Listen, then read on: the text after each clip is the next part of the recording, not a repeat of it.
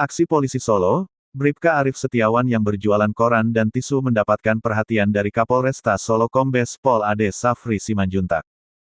Bribka Arif mendapatkan penghargaan bersama dua rekannya yang lain. Penghargaan tersebut diberikan pada Jumat, tanggal 6 Agustus tahun 2021.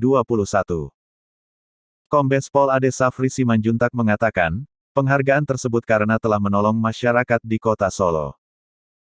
Kami memberikan penghargaan kepada mereka karena telah membantu masyarakat kota Solo, kata Ade kepada Tribun Solo, Jumat, tanggal 6 Agustus tahun 2021. Ade mengatakan, pihaknya memberikan kepada 3 anggotanya. Dia mengatakan, 3 anggota yang mendapat penghargaan tersebut, tergabung dalam Satuan Lalu Lintas Satlantas Polresta Solo. Aksi mereka merupakan sebuah spontanitas anggota kami dalam membantu masyarakat, ucap Ade. Pihaknya juga meminta anggota-anggotanya untuk selalu peduli, empati serta mengedepankan filsafat kerja Polresta Solo.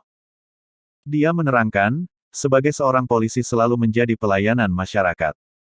Sementara itu, Bribka Arif Setiawan, anggota yang mendapatkan penghargaan mengaku aksi sosial yang dia lakukan tersebut secara spontan.